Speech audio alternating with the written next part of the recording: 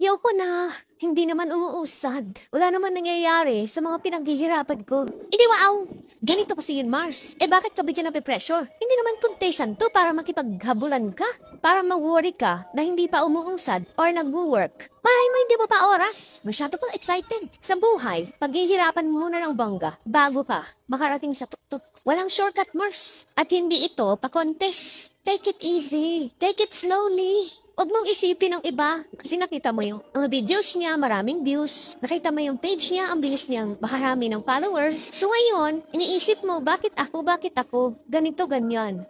Kasi nga, pinagkukumpara mo yung sarili mo sa iba. Just be happy for them kung mabilis silang naka-reach because nakatanda na sa kanila yun. Baka ikaw na yung susunod. Kaya be grateful, be thankful para mas lalo kang paulanan ng biyaya. Malay mo bukas, ikaw na pala yung susunod. We never know. Kaya stop comparing yourself to others kasi hindi siya nakakatulong. Nakaka-stress. Pag ba ikaw ay tumigil, may mangyayari ba? Wala. Kapag ba ikaw ay tumigil, dadami ang followers mo?